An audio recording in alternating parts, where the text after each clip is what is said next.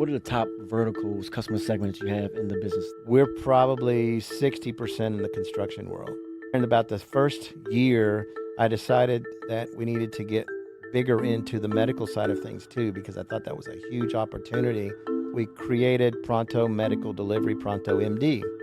And the drivers wear scrubs, and we're actually today carrying specimens, blood, dialysis equipment, and cadavers every day from airplanes to medical facilities. When I say we don't turn anything down, it really is an evaluation process every single day as to whether or not something is going to have the volume we need to be able to justify it from an ROI perspective. If it has that, then we'll go after it. What are some of these KPIs? I check every single performance per account to find out what's going on. We look at what I call new revenue. So it's somebody that's never done business with us before. That's one. Mm-hmm. I look at any revenue declines. If you haven't done business with us in 6 months or more, why is that?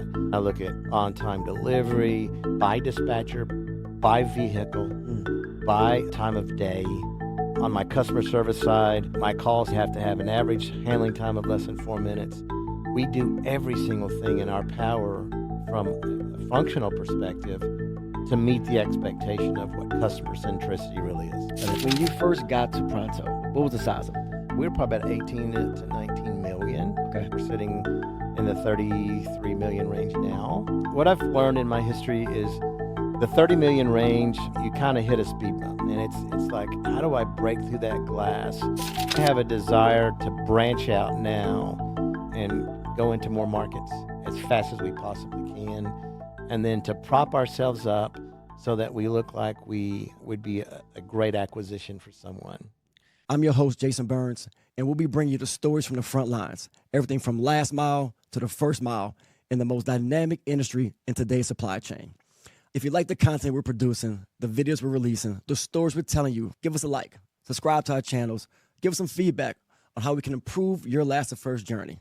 Hey, this is Randy Roush. I'm the Chief Executive Officer and EVP of Growth and Development for Pronto Delivery Services, and you have been watching Last2First. If there's one thing we know about last mile logistics, it can be the most challenging but critical component of any supply chain. But drop-off, they make it easy. I sold my business to drop-off a few years ago and had a first-hand experience to see why they're the leading provider of same-day delivery solutions in the healthcare, retail, and industrial sectors. National brands trust Drop-Off to deliver same-day solutions with transparency and timely deliveries to satisfy their needs. Rated as one of the best places to work by the Austin Statesman and a proud recipient of the Inc. 5000 fastest-growing companies in America. Drop-Off is transforming the $30 billion same-day delivery industry. Call 888-DROP-OFF or go to dropoff.com and let them serve your needs. Now back to Last2First. All right, ladies and gentlemen, we're coming back with our next episode of the Last2First Podcast. And today we have another guest that's going to inspire you. He's going to talk about his experience as a turnover expert and how he's taken a company here in the Texas market that is now the leading provider of on-demand delivery services in the final mile space. We're joined with Randy Roush. Randy is with Pronto Delivery, and Randy, it's such a pleasure to have you on the episode today. It's great to be here. I appreciate it. Welcome, welcome. So just start with, we're sitting here in Texas. Pronto's based in Arlington. It's in Arlington, yeah. And it covers, what's the footprint geography that it covers? Yeah, so we're in Arlington, so we cover the majority of Dallas, Fort Worth markets.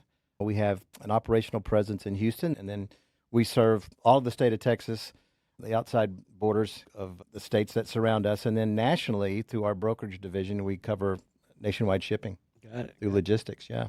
So quick stats. So yeah, roughly how many drivers? We got a hybrid model. We got a IC-based model, W-2 model. Give me a little flavor of the business. Yeah, it's a combination of both of those. Roughly 250 drivers are part of our stable, if you will. I would say the majority of those are independent contractors. We have about 30 employee drivers, and it runs the gamut from crowdsourcing and the gig economy around automobiles all the way up to 53-foot semi-trucks, envelopes, to 50,000 pounds of construction material, you name it. Got it. And it changes every day. I used to tell people back in the day, we can deliver everything except for a baby. That's right. That hasn't happened yet, but I'm sure we'll try it. Yeah, I think it's one of the things in this space that you find is so intriguing with the industry is that we're willing to try anything, right? A lot of times we get the leftovers. That's right. In the supply chain, but I'm so happy to have you on this episode because part of what we try to do is tell the journey of the final mile space going from last to first in today's supply chain. Okay. You have a wealth of experience outside of the industry. Yeah. That I want to start off with. And Okay. then we'll get into kind of what you've done here at Pronto. But Yeah. take me back to you're known as kind of the turnover king, right? You take these I'm not companies sure. on. That, I'm not sure that's true, but I'll give you some background if you want. yeah, give me a little flavor of your Man, experience and it's- your tenure and what you've done. All right. So it really started in my, and this is really going to date me, but it started in my senior year of college. I am a trained marketing operations and sales guy, right? And I started an advertising agency when I was 20 years of age. And that wasn't part of my resume, but when you talk about new product and new launches and turning companies around or even starting companies, this was one of those. And I was as green as I could possibly be. Sure. And I happened to be introduced to a gentleman who wanted to change the golf game in the United States of America. And so he patented a 6-inch putting cup. The normal cup is 4 1/4 inches, and he wanted me to market that for him in the United States. And so I did that. I was on an airplane for the first time in my life at that age, putting ads in Golf Digest and Golf Magazine in New York with him. I spent about $1 million of his money, and we put a 6-inch putting cup for high handicap golfers and seniors and women at that time on 13,000 golf courses across the U.S. Wow. The unfortunate thing is the gentleman passed away, and so did the idea. And that was my first entry into launching a new product, if you will. And from there, it graduated into other things. I went to work for a company, this again dates me. I was 5 years into the agency business, and a company called GTE, General Telephone Electronic, was a partner with Bell Atlantic, and that's the company that formed the company we know today as Verizon. So I was a GTE guy from 1985 till, if you blended those two companies together, I was there 23 years. So here's the story around that real quick, and the turnaround issue, those types of things. So GTE, very progressive business. We weren't in the telephone company industry necessarily. I was part of that, but we were in the publishing business for GTE. And again, this is prior to the internet, prior to the launch of digital. And all of a sudden, here comes the digital process. And we were publishing Yellow Pages across the United States and all over. Okay, Yellow Pages. You used to get it at your doorstep. Yeah. And the new phone book is here. The new phone book is here. Long story short on that, I had the marketing organization for that company. Okay. And then was asked to move overseas to start a company in Belgium, in Brussels, with the official telephone company of the government at that time. And they were attempting to compete with the incumbent provider of the Yellow Pages there. Belgium is a country that's about the size of Rhode Island, and at that time had about 10 million people. Competition was fierce. They were there for 27 years, and I was to go in there and upset and disrupt it and grab market share and do How what we old are can. you at this point? About 10 years ago, I was sitting at an industry conference and I heard a speaker say the data will be just as important as the delivery.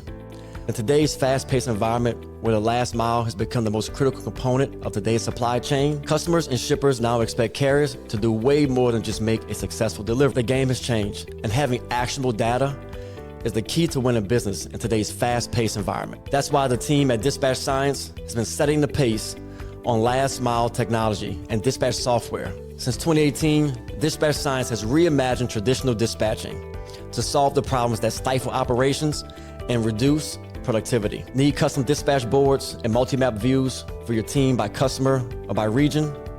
Challenged with turning a spreadsheet of stops into efficient and optimized routes? Or maybe you're looking to leverage API and EDI integrations to seamlessly integrate your customers across multiple platforms. Transform your operations using the integrated Dispatch Science platform. Reduce manual errors, streamline efficiency, and create smoother workflows and faster response times for your staff and your clients. It's a game changer, and their 3 pricing plans are listed right on their website. So if you're serious about taking your journey from last to first, visit www.dispatchscience.com or call 844-558-2011 and give them the discount code of L2F. That's right, L2F, and get 10% off your first month's invoice. Now back to Last to First. I am 31 at that point with a 2-year-old and I was there for six weeks in and 1 week home, 6 weeks in, 1 week home, and decided that when I got home and got off the airplane, my son didn't recognize who I was at his age. I made a decision that I would take them overseas with me. We lived in a hotel room for 6 months. Wow. And then all of a sudden, GTE and Bell Atlantic, Belgacom Directory Services at that time, decided that they wanted to go ahead and launch and compete against that incumbent. So I became an expatriate and moved my family there and started a very aggressive, intense battle against that incumbent company. The interesting thing about Yellow Pages, and you think it's inherent in everything, but they're the only country in the world that had a patent on the color yellow, our competitor. And you talk about fighting. I went to the court system in the EU and said that, and when people understand that Yellow Pages is yellow, that's what it has to be. And I finally had to publish on the same color of stock that the Financial Times did in Europe, and it was salmon colored paper. It was the oddest thing I've ever been part of. And then the media in Belgium decided to call us the Salmon Pages, which was fascinating. And we were able to do that. Get a sales organization up to speed on how to sell this product was really difficult, but we did it in a short period of time. And literally in 10 months, we were able to take that revenue off the table for them, about $100 million. In market share of about 33% in the first year, and that was that. So awesome. That was good news. Awesome. So after that, I came back to the United States, and literally within a year of my joining GTE again, I was on the international side of the business, and Bell Atlantic and GTE made an agreement to form the company called Verizon. Verizon had a business unit that I was part of called Verizon Information Services. So we still published Yellow Pages type products for Verizon under the name Verizon Information Services. And this was the year 2000, and about year 2006, the gentleman who was heading Verizon at the time, his name is Ivan Seidenberg, and he decided that we needed to spin off from Verizon and a tax-free spin-off. We were publishing Yellow Pages, and there was a ton of revenue. We had a $3.5 billion business unit, and I had the marketing group there and the sales group there, and we started publishing magazines. We started into the digital media process. We launched superpages.com and Super Yellow Pages, and we hit the .com space pretty heavily. Yeah. So over the next 3 years, we knew that print was dying. And so in 2009, I saw the writing on the wall. I said, this thing is transforming completely. Yeah. And I said, I need to move on. And so I retired, if you want to call it that, in 2009. And so I did a couple of consultation gigs with a couple of firms who really needed a boost in sales and marketing and turnaround, and I helped some of those folks do that. Then it came to an opportunity to be a part of a private equity purchase. And that private equity purchase was the largest container-grown plant company in the United States. And so I was asked to come and market and be the salesperson to help us get as many of those products into the major home improvement stores, et cetera, across the U.S. And that included Home Depot, Lowe's, Walmart, and about 2,500 others. And this was owned by a father and son out of Tahlequah, Oklahoma. Okay. And so the private equity firm bought it from them. And then I'm about a year into it, and then they said, we want you to become the CEO. So I ended up running that company for a few years. About 4,000 people. We had 6,000 acres in 6 states. So we grew in all the weather zones, different types of plants. Yeah. I knew nothing about horticulture, but my job was to turn that business around. So we went from negative EBITDA to about 14% positive. We were able to cut deals with Lowe's, Home Depot, and Walmart to increase prices, which is unheard of in those situations a lot these days because they really want to make money on your money and your product lines. What I did is I brought in a story that said I used to walk the parking lots of Home Depot and Lowe's and ask people why they didn't buy something in the garden center, what were they looking for, what was the mistake or the breakdown, and find out what that decision was. Yeah. Discovered that people don't shop on price, they shopped on what they wanted to solve for. And what I did is I went to my farms and all my growers and I said, are we selling the right things? Are we building the right things? Are we putting the right things in their hands? And we started making changes in what those were.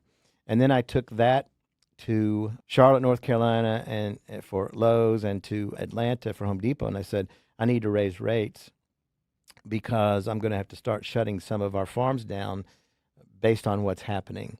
And people are not comparing rates when they're shopping, I said, you're not going to see an impact from that. So we got an agreement for our rates to go up, and things started turning around for the company. And I'll go ahead and say this in public, but I had to let Walmart go, and I'll give you a reason for that, and then we'll talk about little Walmart in the next business. But Walmart is, I love them to death. They are the low price provider for a reason. And so they expect that out of a manufacturer or a supplier, a vendor. Yep. And we couldn't necessarily do that because we weren't selling what we were sending their way. Lowe's works on, we were paid from the PO. So whatever we sent, we got paid. Yep. Home Depot works on consignment. If somebody didn't buy a plant through the cash register, I didn't get paid in the garden center. And that's very similar to what we were seeing at Walmart. How else could they buy the plant? Yeah, what they would do is they couldn't. They'd have to, if they wanted to, at Home Depot, if you make a purchase that whatever it was, the rose bush, whatever was scanned through the cash register, then we would get a check. Home Depot doesn't also take care of their plants. If you ever go in the garden center and you see somebody in a different colored jacket, that's not a Home Depot employee. Those are called merchandisers owned by and paid for by the growers to protect their product, to water it, those kinds of things. The turnaround effort for that was we need stronger revenues, better margins, penetration. We price concessions, all those types of things, and we were able to get that done. And at the end of that tenure, I'll tell you, Jason, what happened was they sold the company off in pieces. It's very similar for any private equity firm to make those decisions, and that's fine. And so that's what took place. Okay. So here's Randy trying to find out what's next in his life. And date this for me. This is what year? That was in 2015. 2015. Yeah. Then I get a phone call. Okay. And that phone call was from a friend of mine who was in what's called a Vistage group. Vistage is, I don't know if you're familiar with it. With Vistage. Vistage is a group of leaders in companies that are not related because they don't want to talk about the same things, right? Yep. And he said, hey, there's a company out there called Pronto that comes to my meeting, and he said, it looks like they need some help. And he says, I'm going to give your name to the owner of that business. And he did, and I got a phone call. And so I'm going to take a step back in just a second here, or for a second. The container-grown business was soup to nuts for me, everything from finance to the customer care piece to product development, marketing, sales, obviously, and operations. Yep. But one main piece of that was logistics. And the logistics part of that was during the peak season, I had to make $225 million for the business in about 16 weeks. Because that's the growing season, and that's when people buy, right? Trees are purchased in the fall, but for the most part, mid-January to, let's say, mid-June, that was prime time, right? In a very short period of time, which meant I needed trucks on the road, taking product 2 days in a dark dry van from one place to the next in order to get this thing done. So I had about 250 power units, 250 53-footers out there doing this on a daily basis. Wow. All employees? This is all your own? No, we actually outsource. So it would be the same as a brokerage, a carrier network or whatever. But we had great relationships with all of those. And it was the same people for the most part, right? We invented drenching machines. This is fascinating. So on my farms, we would drench. We'd have these carts that come through before it's loaded onto the back of the van, dry van, and drench them with water, because they're going to be in there for a couple of days. If something's coming from Oregon to the tip of Florida, we needed some help to make sure that they don't perish, right? We were doing those things. Here we are getting ready to, so I'm back to. You got the phone call. Yeah, I'm back to Pronto right now. So it's the beginning. And the reason I had to go back in time on the logistics side, I had an affection for getting something from point A to point B. And I thought, this is amazing. And I started aging, which you can see in my hair right now, how old I am. And I thought, what's going to be around for a long time? People are going to eat. They're going to need medical assistance. And they need something moved from point A to point B. Yeah. And I think that's going to be forever, right? Unless we can transport it back in the Star Wars days or Star Trek days. Never know. So, you never know. It could happen. I thought this would be a good place to land. Here's what attracted me, though. Pronto is family-owned. Mm-hmm. It was birthed 40 years ago in this market, and I loved the family. I loved the family atmosphere. I had been in corporate America forever. Yeah. And so I thought, if there's a legacy for me to help lead or leave, this is what I wanted to do. So I was asked, would you please come in and help us grow this business? Both of the principals in the company really didn't have broad business backgrounds. They're awesome, smart people, but they didn't have that corporate, experience and all that kind of thing. And that's okay.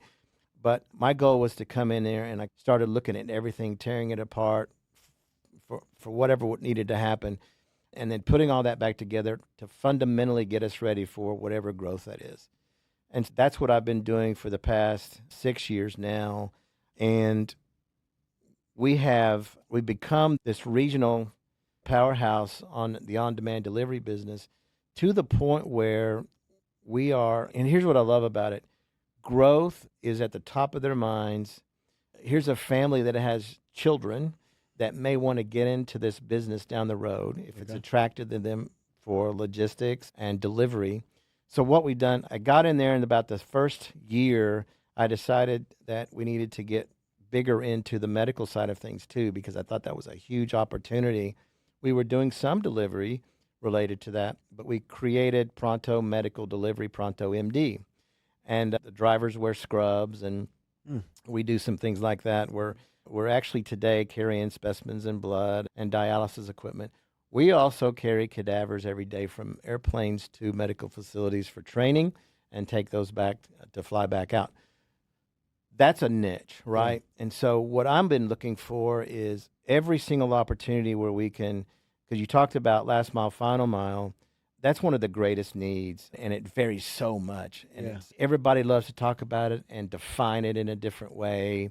And so for us, I will tell you the most recent piece that we have been involved with. And matter of fact, about a week and a half ago, I closed a deal with Walmart where we're actually doing 5 Walmart stores in the Dallas area, where I have several drivers that are there, and they each do about 100 stops a day, residential delivery of packages purchased through the e-com process. This is the Walmart Spark program? It's the Spark program, but it's not related to groceries. It's all on the package side, and it's from their FCs or DC equivalent to a Walmart Supercenter, and we go take that in the mornings and do a route every single day using that Spark app.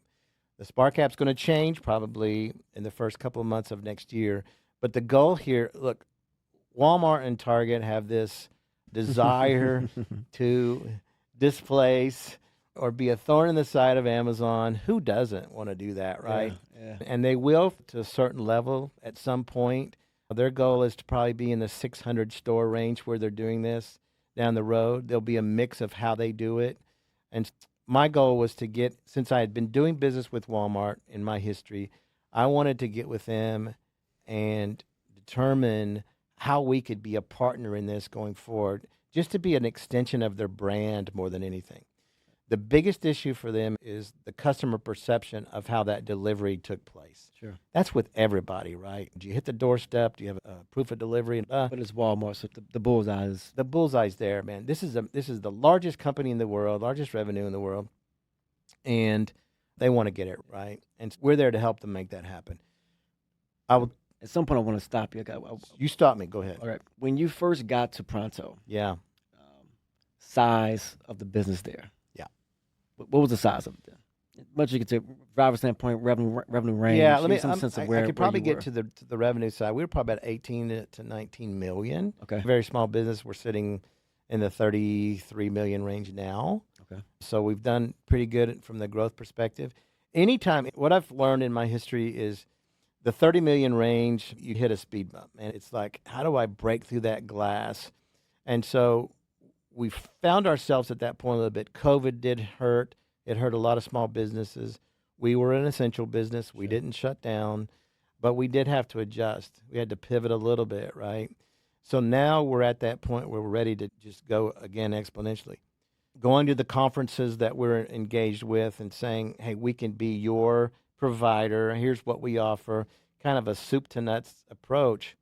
We're saying no to anything. No, so if somebody wants to get to the home with light assembly and pass the threshold and all the different definitions of what that means, room of choice, go upstairs, put this together for me, blah, blah, blah. We will always take a look at that.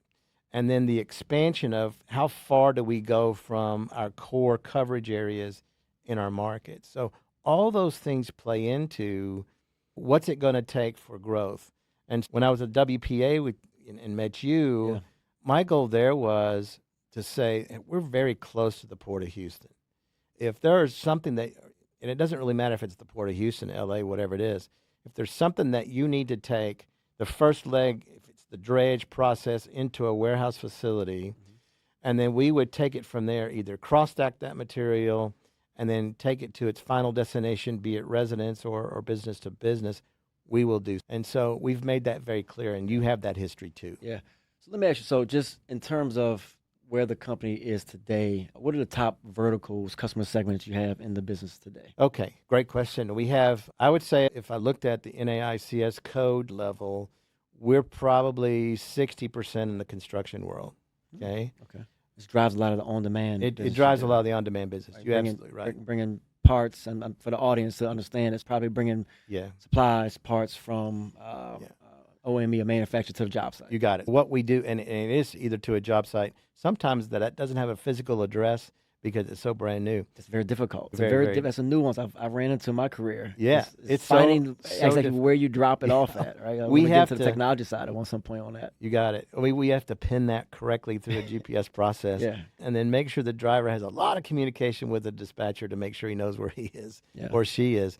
Construction. Construction, and that's lumber to tile to everything that someone would need to. These are the types of vehicles you're using for this. Yeah. Everything from private passenger to flatbeds. Yep. Flatbeds, a lot of that. A lot of flatbeds, open flatbeds, goosenecks, a lot of box trucks. We can handle tile. Everything has a weight limit, and so we have to watch that all day long.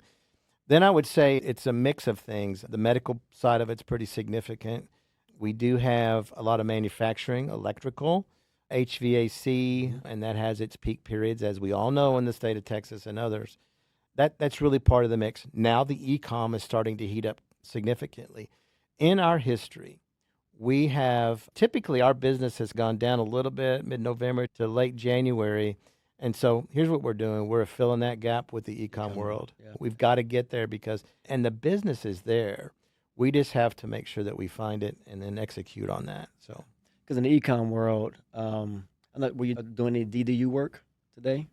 Dedicated delivery units for the like FedEx Smart Post or Pitney Bowes deliveries? yes, we've been doing some of that. Yes. Yes. And others. Which is now on its way out. It's on its way out. Which I know a lot of owners are struggling with Yeah. how they recover from that, particularly the ones that have built route networks around That's right. that business. To your point, we do a lot of routing, dedicated trucks, depending on what that requirement is and the necessity is and who that customer might be. And it's very specific requirement from that customer as to exactly what that means, the definition of what it means, and then the frequency of that, the volume of that. Mm-hmm. We don't turn anything down, but we really need to see volume in order for us to financially be able to make sense of it, right? Let me jump into that because Yeah. this is something I experienced when I got a family business. Yep. Grew up in the industry, came back in. The point our company was, this is post Katrina, maybe $1 million, right, in revenue. Not a very small company. And my job, like yours, was to throw anything I could against the wall and see what stuck. And I found myself chasing some ghosts. So we would try something, didn't work out. Try something, didn't work out, and not building that rhythm, that momentum. Eventually, we got to a focus of healthcare and food. So we when I talk to younger owners or in the space, either you want to be shallow and deep or narrow and wide. There you go. With you and the plethora of kind of verticals you serve and the different modalities you use in the vehicle fleet, how do you stick to a core and maintain profitability when you say you don't say no to any customers? Correct. Right? But there's obviously, you got to say no at some point. You got to make sure that you're focused on the core business. Walk me through that process. Yeah, structurally, we have that kind of nailed down internally to be able to take care of that core business so that we can play on the periphery, if you will. Got it. So with that, we have account managers, and they have a book of business that they manage. Their job is to defend, retain, and to grow an existing group of businesses. We will never get 100% market share from any of those. And I honestly would, and this is probably difficult to say publicly, but I wouldn't encourage anyone to go with one provider at any given moment because something could happen and then you're gonna be stuck. Right. Now, selfishly, I would love 90% of it, but whatever happens from that perspective. Have a core process through a customer service arm and a dispatch arm and departments and functions that take care of that core business for us on a daily basis. When I say we don't turn anything down, it really is an evaluation process every single day as to whether or not something is going to have the volume we need to be able to justify it from an ROI perspective. Mm-hmm. If it has that, then we'll go after it. And that's the most critical thing for me. A lot of people with that definition of white glove, or they want a return that comes back out of the home for whatever reason and it's going to be dumped somewhere. We're not in that business. I haven't launched into appliances where we're taking in somebody that does plumbing or electric. Will that happen someday? It has everything to do with training a driver to make it happen, right? Yeah. Does that business exist? Absolutely. If you've ever purchased anything here in this market from Nebraska Furniture Mart and you want them in the home and they're going to plug something in for you or do something from an electric perspective, you got to have some skill sets to make that happen. Yeah. The liability is great. The insurances go up. You nick somebody's wall with something, they are not shy in telling you that happened. You got to fix not just this one scratch on the floor. And I need the whole room. I could spend an hour with you telling you stories about you damaged this 2-inch area and the whole floor needs to be replaced. Yeah. And we play that game all day long. But in that, so one thing I want to drill down on, because I think it's such an important part of the conversation. Again, the audience here are the owners, people in the space, right? Yeah. So when you say you measure the ROI, what does that mean specifically? Like, so is it a certain gross margin you're looking at? Yes. Is it a certain, if it's some add-on business, right, that you're adding into it, right? Does it just help you get over the top? Give me some sense of what that actual I would tell you this, is. and I don't know if the audience plays the same game or looks at it financially the way that we do. And what we've found to be true is this is a small margin business. It really is. We're not that far above, at the end of the day, the grocery industry. We probably 3, 4, 5, 6, 7, 8% net. If you're good. If you're good, right? And I look at lifetime value of a customer lifetime value. So CLV, what does that mean? It means if we had to make concessions on the very beginning of this, betting on volume that's going to come our way, then we will have a discussion around what that means. We can only go so far with that because there are a lot of customers, businesses who are launching something new and they're trialing getting something out the door. And if they can't give you projections on what that means, we're going to be holding the bag on the back end of that because we're taking resources away from potential opportunity loss to make that happen. But that doesn't mean we won't go there. We do a lot with backing up a lot of existing logistics providers who they don't want to take something to the next level or to the doorstep or whatever, and that's our expertise, and we'll do that. But ROI for me is, without revealing our net margins, we look at everything that way. I will say this, in the core industry, the core business, the asset side business, where we have leasing and ownership of the trucks, vehicles, and the drivers, we want to hit a certain margin to make it happen because the overhead is there, right? On the brokerage side, you have room to play because we're not spending a ton of time on overhead internally other than our sales rep and some operational support to get a shipper and a carrier connected. Right. It varies from case by case, and we do sit down and take a look at that. It's typically myself and the president of the company who go, okay, this makes sense, and let's go make it happen. And then we watch that carefully, Jason. We can't keep our eye off the ball on that so that we don't go, hey, what happened to us with reduced margins? Yeah. And I'll say this, we're all in this business where eventually someone has to pay the piper, and typically it comes down to the consumer at the end of the day. Somebody has to pass those costs along. It happened a little bit during the COVID wave, if you will. But I will tell you something about Pronto. We do not sell plywood at major rates during a hurricane. We're not in that business. We take a look at this thing on a case-by-case basis, and we're not the lowest price provider or the highest price. We're middle of the road. But we will look at this outside of just the rate card and say, can we make this work for you? A lot of what we do is in a partnership level. Yeah. Where do you need to be, and how can we get there to help you be successful. We're not transactional. Yeah. We are relationship based. Trying to create the win-win-win. We have to. And we make that very known to them up front on what that is. And that brings in customer service to us. Everybody talks about it, but customer centricity is the biggest thing from a culture perspective at Pronto. It is huge, to the point where I've met with the Cathys and talked to Chick-fil-A's and the Sewell Village Cadillac business and really worked hard on that. It's a big deal for us. It is. And when I was growing up and coming into this industry full time, there's two things my dad always told me. You only as good as your dad's delivery. Yes. And you better never stop hiring drivers. That's right. And it's true. You can do 999 deliveries. Perfect. But that last one delivery, it's the wrong person in the wrong time. It can be so disruptive. Yeah. And you can lose an account off of not just necessarily the mistake, but not servicing the mistake correctly, not being attentive to the details. You mentioned earlier, this is a very detailed-oriented business. It is. Not a lot of room for error, right? Low margin, and you're dealing with, it's still at this point, it's a very human capital-intensive business. It is. Right? Yeah. And so managing all these moving parts becomes, really it's the bloodline of the organization. But talk to me about you. So I know you have a hybrid model and the brokerage model. Yeah. Of the revenue today, what percentage is the hybrid model, the W-2 model, and versus the brokerage model? Okay, so on the W-2, so on the 30, let's say roughly 33 million, about 8 to 9 million of that is on the brokerage side today. Okay. So you can do the math on the percentages. And then it breaks down from there inside of the asset side, how much of that is medical, how much of it is specific to construction and all those things.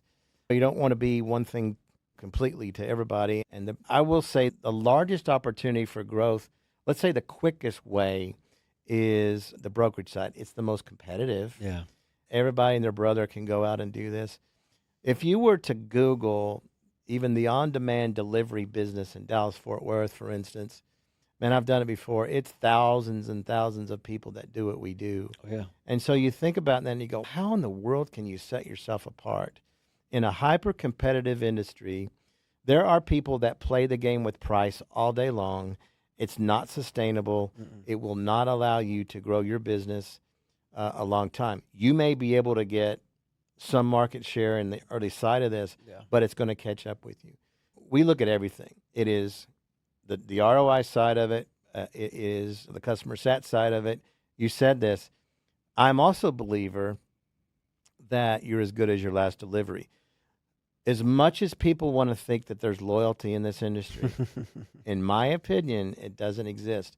There are people that would say to you, oh my gosh, I have to go make another business decision and remove you and go to another provider.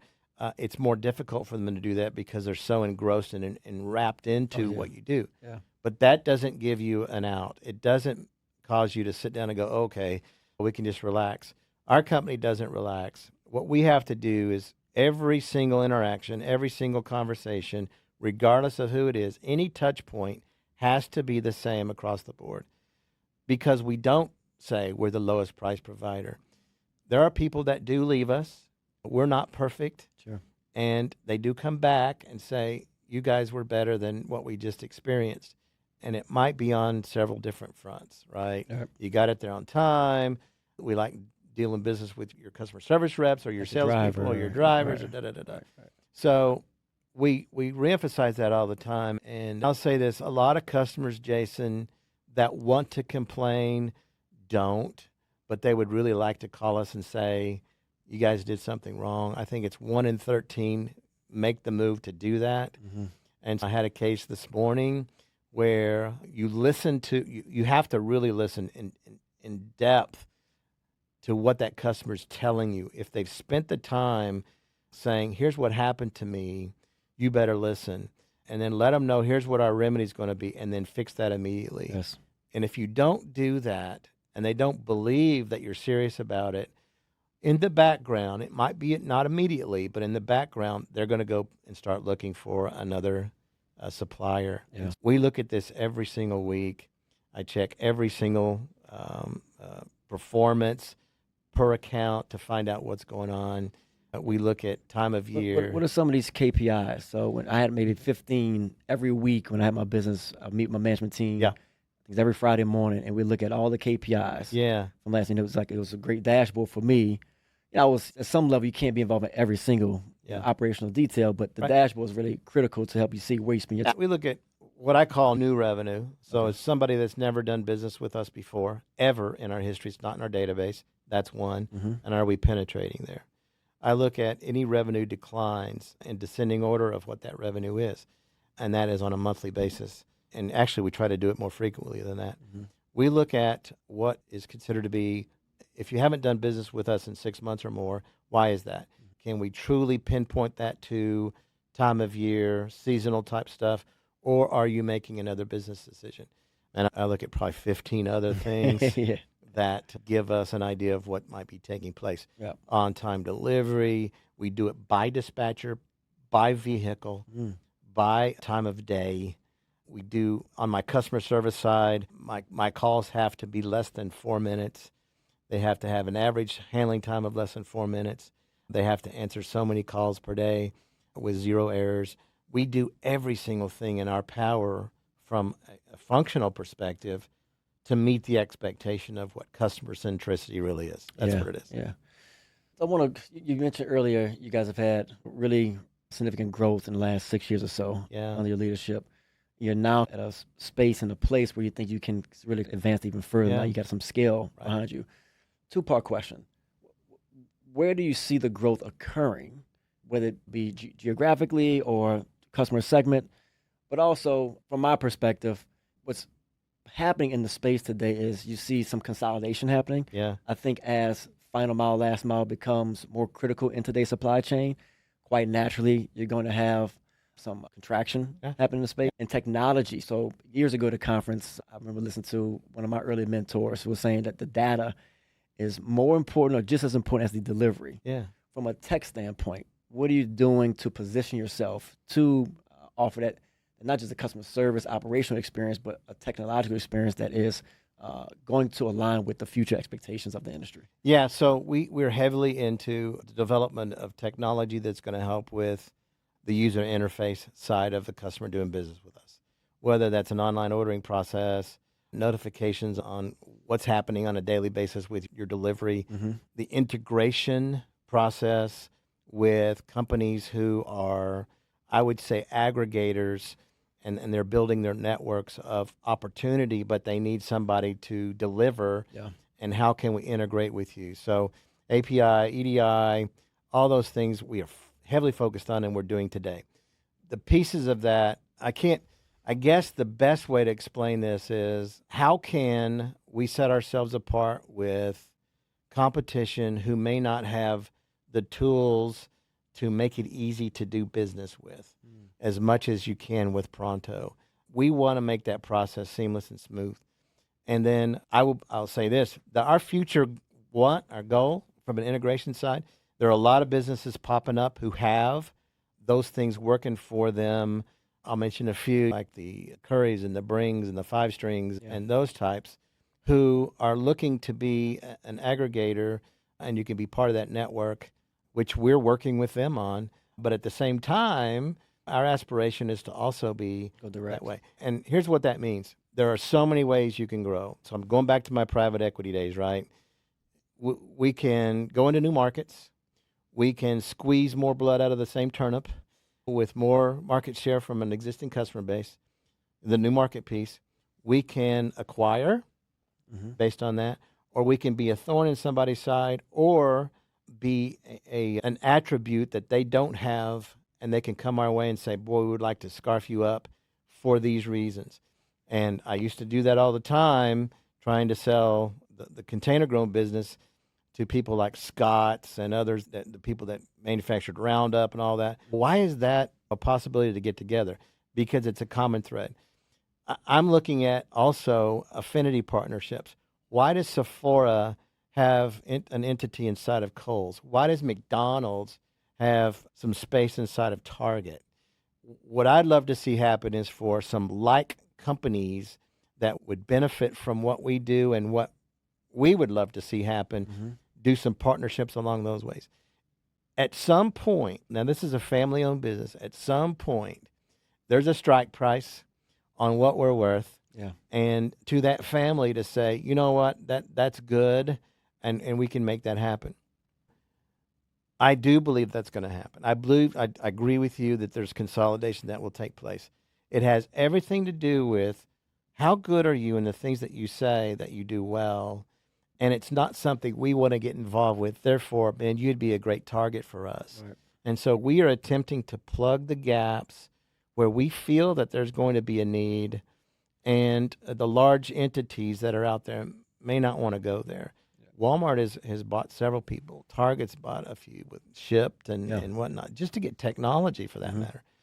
We have a new chief technology officer who has done a phenomenal job in getting that preparation ready for us. The fundamentals have to be right internally, but looking at what the future looks like relative to this. It's real exciting. Is your tech proprietary, or are you using third party? It's a combination of both. Our TMS today is Dispatch Science. Okay. Love them. Yeah. And then we use Sphere on the warehouse management side of the house. We've been happy with all that so far. We will make adjustments along the way. I think one of the things that we're continuing to push hard, and it's hard in the on-demand world to get routing accurate, especially in the on-demand world. Our phone rings at 6:30 a.m., doesn't stop till 5:30, 6 o'clock at night, and we don't necessarily know what the request is going to be all day long. We're not in the business of doing, going to one location in the morning, picking something up necessarily and routing all day. We do that for Walmart, but we are an on-demand business saying, whatever you need today, call us and we'll make it happen for you. To the point of about 1,100 runs a day in DFW Fort Worth, and or Dallas Fort Worth and Houston.